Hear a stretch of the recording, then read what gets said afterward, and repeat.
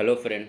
हम लोग set number 8 को डिस्कस कर रहे थे। कल के वीडियो में हम लोग झारखंड के 40 क्वेश्चन को डिस्कस कर चुके हैं। सो आज के वीडियो में हम लोग समान अध्ययन के 30 क्वेश्चन को डिस्कस करेंगे।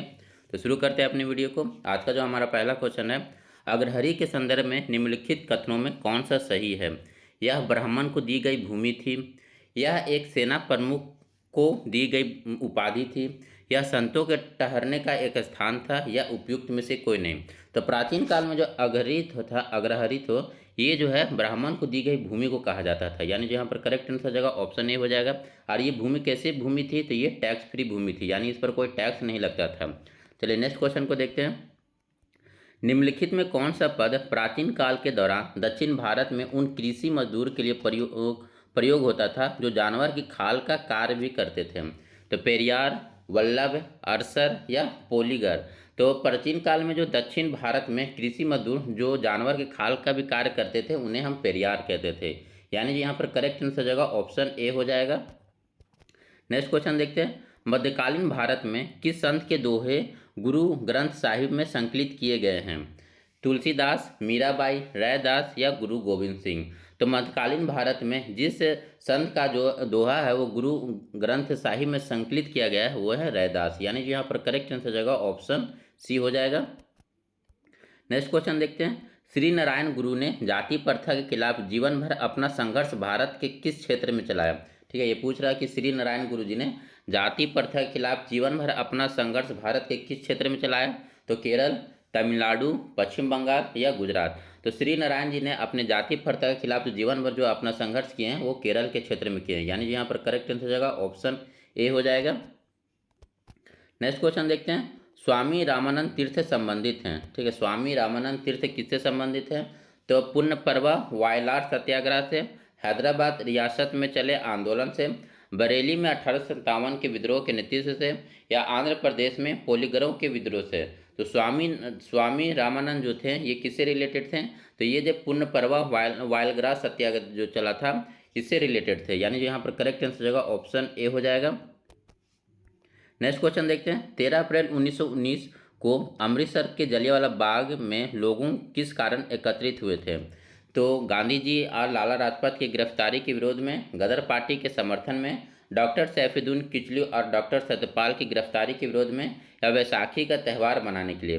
तो 13 अप्रैल 1919 में जो अमृतसर के जलियांवाला बाग में लोग जो है डॉक्टर सैफुद्दीन किचलू और डॉक्टर सत्यपाल की गिरफ्तारी के विरोध में एकत्रित हुए थे। यानी जो यहाँ पर करेक्ट आंसर होगा ऑप्शन सी हो जाएगा। निम्नलिखित में कौन सा निकाय संसद के अंगों में शामिल है? राज्यसभा, लोकसभा, राष्ट्रपति और विधानसभा। तो संसद जो है 3 चीज़ों से मिलकर बनता है, राज्यसभा, लोकसभा और राष्ट्रपति। तो यही हो जाएगा इसका करेक्ट आंसर। यानी जो इसके संसद के जो अंग होंगे वो कौन कौन हो जाएंगे? राज्यसभा, लोकसभा, राष्ट्रपति। यानी जो यहाँ पर करेक्ट आंसर हो जाएगा 1, 2 एंड 3। 1, 2 एंड 3 यानी ऑप्शन बी सही हो जाएगा। नेक्स्ट क्वेश्चन है।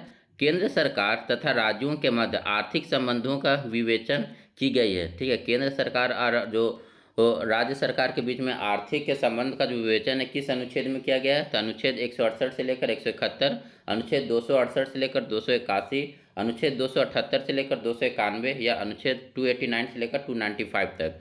तो केंद्र सरकार तथा राज्य के मध्य जो आर्थिक संबंधों का विवेचन किया गया है वो अनुच्छेद 268 से लेकर 281 तक। यानी यहाँ पर करेक्ट आंसर होगा ऑप्शन बी हो जाएगा। नेक्स्ट क्वेश्चन देखते हैं। भारत के राष्ट्रपति पर महाभियोग के चलाने के लिए कम से कम कितने दिन पूर्व की सूचना आवश्यक है? 7 दिन, 14 दिन, 21 दिन या 30 दिन। तो भारत के राष्ट्रपति पर महाभियोग चलाने के लिए राष्ट्रपति को जो है 14 दिन पूर्व उनको सूचना दी जाती है। यानी जो यहाँ पर करेक्ट आंसर होगा ऑप्शन बी हो जाएगा। भारत के जो राष्ट्रपति पर महाभियोग ये चलाया गया है ये किस देश के संविधान से लिया गया है? तो ये अमेरिका के संविधान से लिया गया है। ठीक है, नेक्स्ट क्वेश्चन देखते हैं। निम्नलिखित में किस वाद में भारतीय संविधान के मूलभूत ढांचे की अवधारणा को प्रतिपादित की गई है? इंद्र साहनीवाद, शंकर प्रसाद वाद, रुदल शाह का वाद या उपयुक्त में से कोई नहीं। तो भारतीय संविधान के जो मूलभूत ढांचा को जो परिभाषित किया गया है वो किस वाद में किया गया है? तो ये केशवानंद भारती बनाम केरल राज्य का जो केस आया था उसमें किया गया था। कौन सा? तो केशवानंद भारती। ठीक है, केशवानंद भारती, केशवानंद भारती वर्सेस केरल राज्य का जो केस आया था ये कब आया था? तो 1973 में। तो इस केस के बाद जो है भारतीय संविधान का मूलभूत ढांचा को परिभाषित किया गया था। अभी ये जो केशवानंद भारती, इनका हाल में ही निधन हुआ है। चलिए नेक्स्ट क्वेश्चन को देखते हैं। तो यहाँ पर जो 50 का आंसर हो जाएगा डी हो जाएगा। नेक्स्ट क्वेश्चन क्या है, अनुसूचित जाति और अनुसूचित जनजाति के लिए एक राष्ट्रीय आयोग गठित करने का प्रावधान संविधान के किस अनुच्छेद के अंतर्गत किया गया है? तो अनुच्छेद 338 और 338 है, अनुच्छेद 337, अनुच्छेद 334 या अनुच्छेद 339। तो अनुसूचित जाति और अनुसूचित जनजाति के लिए राष्ट्रीय आयोग का गठन करना संविधान के किस अनुच्छेद में वर्णन है? तो इसका वर्णन जो है अनुच्छेद 338 और 338A में, यानी यहाँ पर करेक्ट आंसर हो जाएगा ऑप्शन ए हो जाएगा। नेक्स्ट क्वेश्चन देखते हैं, म्यांमार की सीमा के सहारे भारत के राज्यों का उत्तर से दक्षिण का सही क्रम क्या है? ठीक है, म्यांमार की सीमा से कौन कौन सा राज्य सटा हुआ है उसका जो क्रम बताना है, उत्तर से दक्षिण बताना है। ठीक है, तो यहाँ पर कौन है? तो अरुणाचल प्रदेश, नागालैंड, मणिपुर, मिजोरम। अरुणाचल प्रदेश, असम, नागालैंड, मणिपुर, असम, नागालैंड, मणिपुर, मिजोरम या अरुणाचल प्रदेश, मणिपुर, नागालैंड और मिजोरम। तो इसका जो उत्तर से दक्षिण का जो सही क्रम होगा, सबसे पहले अरुणाचल प्रदेश आ जाएगा, ठीक है, उसके बाद नागालैंड, उसके बाद मणिपुर और उसके बाद मिजोरम, यानी यहाँ पर करेक्ट आंसर हो जाएगा ऑप्शन ए हो जाएगा। नेक्स्ट क्वेश्चन देखते हैं, निम्नलिखित में कौन सा अक्साई चीन का भाग है? काराकोरम की श्रेणी, शिवालिक की श्रेणी, कश्मीर घाटी या लद्दाख का पठार। तो अक्साई चीन का जो भाग है ये लद्दाख का क्षेत्र में है, तो यानी यहाँ पर जो करेक्ट आंसर हो जाएगा ऑप्शन डी हो जाएगा। लद्दाख का पठार वाला जो क्षेत्र है वो अक्साई चीन के कब्जे में है। नेक्स्ट क्वेश्चन देखते हैं, खाड़ी नदी जिस अफवाह तंत्र का अंग है वह है, ठीक है, खाड़ी नदी किस अफवाह तंत्र के अंग है? तो अरब सागर का, आंतरिक अफवाह का, अनिश्चित अफवाह का या बंगाल की खाड़ी का। तो खाड़ी नदी जो है ये किस नदी में जाकर मिलती है? तो बंगाल की खाड़ी में, यानी जो यहाँ पर करेक्ट आंसर हो जाएगा ऑप्शन डी हो जाएगा। नेक्स्ट क्वेश्चन देखते हैं, सूची 1 का सूची 2 से मिलान करना है, जाति और उनके व्यवसाय। ठीक है, यहाँ पर जाति और उनके व्यवसाय के बारे में बात किया जा रहा है। तो जारवा, जारवा जाति का जो व्यवसाय है किससे संबंधित है? तो जारवा जो है ये खाद्य संग्राहक है, यानी जो एक का हो जाएगा 4। टोडा जनजाति, टोडा जनजाति जो है ये चारागाही व्यवसाय से संबंधित है, यानी बी का हो जाएगा 3। अंगामी, अंगामी जाति का जो व्यवसाय है ये सीढ़ीनुमा खेती करना, यानी सी का हो जाएगा 2। और जो सौरा जाति है इसकी जो व्यवसाय है ये विस्थापित कृषि करना, यानी डी का हो जाएगा 1। तो यहाँ पर जो करेक्ट आंसर बनेगा ऑप्शन सी बनेगा। निम्न में से कौन सा युग सुमेलित है? देश और उसकी राजधानी, वेनेजुएला, वेनेजुएला की राजधानी बोगोटा नहीं, वेनेजुएला की जो राजधानी है ये कराकस है। ठीक है, न्यूजीलैंड की राजधानी ये विलिंगटन है। उसके बाद कोलंबिया, कोलंबिया की जो राजधानी है ये बगोटा है। उसके बाद साइप्रस, साइप्रस की जो राजधानी है निकोसिया, यानी जो यहाँ पर करेक्ट आंसर हो जाएगा ऑप्शन डी हो जाएगा। ठीक है, वेनेजुएला की राजधानी कहाँ पर है? तो वेनेजुएला की राजधानी कराकस है, न्यूजीलैंड का विलिंगटन, कोलंबिया की जो राजधानी है बकोटा और साइप्रस की जो राजधानी है वो निकोसिया, यानी जो यहाँ पर करेक्ट आंसर हो गया ऑप्शन डी हो जाएगा। नेक्स्ट क्वेश्चन देखते हैं, भारत में निम्नलिखित में से किस पंचवर्षीय योजना में अर्थव्यवस्था के समाजवादी स्वरूप को अपनाया गया? तो दूसरी पंचवर्षीय योजना में, तीसरी पंचवर्षीय योजना में, पांचवी पंचवर्षीय योजना में या पहली पंचवर्षीय योजना में? तो भारत में जिस योजना के बाद समाजवादी स्वरूप को अपनाया गया था वो है दूसरी पंचवर्षीय योजना, यानी यहाँ पर करेक्ट आंसर हो जाएगा ऑप्शन हो जाएगा। दूसरी पंचवर्षीय किस मॉडल पर आधारित थी? तो ये पीसी महालनोबिस मॉडल पर आधारित थी। और दूसरी पंचवर्षीय योजना का जो डेट था वो कब से कब था? तो इसका जो डेट था 1956 से लेकर 1961 तक। नेक्स्ट क्वेश्चन देखते हैं, निम्नलिखित में से किसके द्वारा भारत में निर्धनता रेखा का आकलन किया जाता है? ठीक है, निर्धनता रेखा का जो आकलन है भारत में किसके द्वारा किया जाता है? तो वित्त आयोग के द्वारा, नीति आयोग के द्वारा, राष्ट्रीय प्रतिशत सर्वेक्षण कार्यालय यानी NSSO के द्वारा या वित्त मंत्रालय के द्वारा। तो भारत में जो निर्धनता रेखा का जो आकलन है वो NSSO के द्वारा किया जाता है, यानी जो यहाँ पर करेक्ट आंसर हो जाएगा ऑप्शन सी हो जाएगा।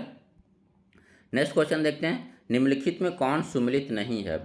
होलकर ट्रॉफी ये बीज से संबंधित है, सही है। राइडर कप गोल्ड से संबंधित है, ये भी सही है। रणजी ट्रॉफी, रणजी ट्रॉफी ये फुटबॉल से नहीं बल्कि ये जो है किससे संबंधित है? तो ये क्रिकेट से संबंधित है। तो यहाँ पर जो सुमेलित नहीं है वो कौन हो जाएगा? तो रणजी ट्रॉफी, रणजी ट्रॉफी किससे संबंधित है? क्रिकेट से। क्लासिक कप ये पोलो से संबंधित है। ठीक है, यहाँ पर डी, तो यहाँ पर जो करेक्ट आंसर हो जाएगा ऑप्शन सी हो जाएगा। नेक्स्ट क्वेश्चन देखते हैं, निम्नलिखित में कौन नोबेल पुरस्कार विजेता नहीं है? CV Raman, mother Teresa, John Bardeen या अरुंधति राय? तो इनमें से जो जिनको नोबेल पुरस्कार नहीं मिला वो है अरुंधति राय, यानी जो यहाँ पर करेक्ट आंसर हो जाएगा ऑप्शन डी हो जाएगा।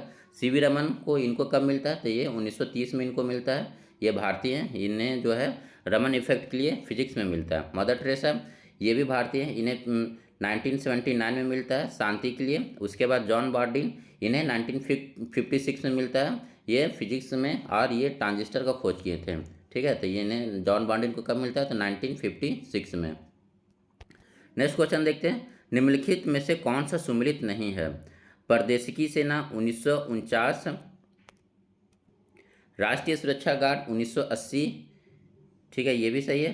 राष्ट्रीय कैडेट कोर 1948, नहीं, राष्ट्रीय कैडेट कोर का जो स्थापना होता है ये 1984 में होता है, यानी जो यहाँ पर करेक्ट आंसर जगह ऑप्शन सी हो जाएगा। राष्ट्रीय कैडेट कोर का स्थापना कब होता है? 1984 में।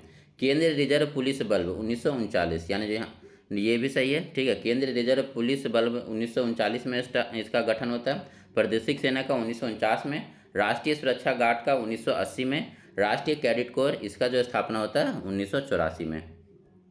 नेक्स्ट क्वेश्चन देखते हैं, विश्व बाल दिवस कब मनाया जाता है? 10 दिसंबर, 11 दिसंबर, 22 मई या 21 मार्च? तो विश्व बाल दिवस जो है प्रति ईयर जो है 11 दिसंबर को मनाया जाता है, यानी जो यहाँ पर करेक्ट आंसर हो जाएगा ऑप्शन बी हो जाएगा।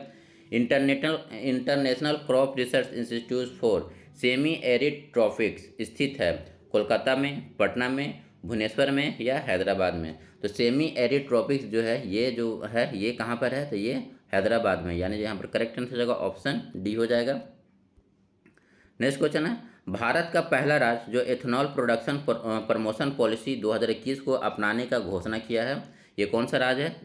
तमिलनाडु, गुजरात, केरल या बिहार? तो भारत का पहला राज्य जो एथेनॉल प्रोडक्शन प्रमोशन पॉलिसी को अपनाने का घोषणा किया है वो है बिहार, यानी यहाँ पर करेक्ट आंसर होगा ऑप्शन डी हो जाएगा। फीडे शतरंज विश्व कप 2021 के विजेता कौन है? जैप्स क्रिस्टोफ टोडा, हर्षित राजा, अभिनव मिश्रा या कोनरू हम्पी? तो ये तो खैर पुराना हो गया है, तो इस क्वेश्चन को स्किप कर देते हैं क्योंकि 2021 का जो करंट अफेयर बहुत ज़्यादा पुराना हो गया, आप 2023 का याद रख सकते हैं। नेक्स्ट क्वेश्चन देखते हैं, हाल में प्रकाशित पुस्तक तल्लमा स्क्वायर के लेखक कौन है? तो विमल जलान, कौशिक बसु, अशोक लवासा या विजय केशव गोखले? तो हाल में जो प्रकाशित पुस्तक है ये कौन सा पुस्तक है? तल्लमा। इनके जो लेखक हैं ये हैं विजय केशव गोखले, यानी जो यहाँ पर करेक्ट आंसर होगा ऑप्शन डी हो जाएगा। ठीक है, टोक्यो ओलंपिक 2021 में कांस्य पदक विजेता भारतीय हॉकी टीम मेंस के कोच कौन थे? तो नोआड Marijne, Graham Reid, Harinder Singh या सोड मारिन? तो टोक्यो ओलंपिक 2021 में जो अपनी भारतीय टीम है वो कौन सी पदक जीतती है? तो कांस्य पदक जीतती है, और इस टीम के जो कोच रहते हैं वो कौन है? तो ये ग्राहम रीड है, यानी यहाँ पर करेक्ट हो जाएगा ऑप्शन बी हो जाएगा। केंद्र राज्य या केंद्र किस राज्य या केंद्र शासित प्रदेश में रेड लाइट ऑन गाड़ी ऑफ अभियान की शुरुआत की गई है? चंडीगढ़ में, नई दिल्ली में, मध्य प्रदेश में या केरल में? तो ये जो है रेड लाइट ऑन गाड़ी ऑफ का अभियान जो है ये किस राज्य में है? तो ये सबसे ज़्यादा पोल्यूशन कहाँ पर है? तो ये अपने राजधानी नई दिल्ली में, यानी जो यहाँ पर करेक्ट आंसर होगा ऑप्शन बी हो जाएगा। उत्तराखंड सरकार की किस योजना के तहत कोविड-19 के कारण अपने माता पिता खो चुके बच्चे को 21 वर्ष के आयु तक पोषण, शिक्षा, रोजगार हेतु प्रशिक्षण की व्यवस्था की जाएगी? तो वात्सल्य योजना, मिशन हौसला, अभ्युदय योजना या संजीवनी योजना? तो इस योजना का जो नाम है ये वात्सल्य योजना है, यानी यहाँ पर करेक्ट आंसर होगा ऑप्शन ए हो जाएगा। इस योजना में क्या है कि कोविड-19 के कारण जो है अपने माता पिता को खो चुके बच्चे, उन्हें 21 वर्ष तक क्या पोषण, शिक्षा, रोजगार हेतु प्रशिक्षण यानी उनको ट्रेन किया जाएगा। पद्म पुरस्कार 2021 में सुदर्शन साहू को किस क्षेत्र के लिए पद्म विभूषण प्रदान किया गया? लोक सेवा के लिए, मूर्तिकला के लिए, सामाजिक कार्य के लिए या खेल के लिए? तो पद्म पुरस्कार 2021 में सुदर्शन साहू को किस क्षेत्र में मिलता है? तो ये एक फेमस मूर्ति कलाकार है, यानी यहाँ पर करेक्ट आंसर हो जाएगा ऑप्शन बी हो जाएगा। सो इस वीडियो में इतना ही। Thank you for watching this video.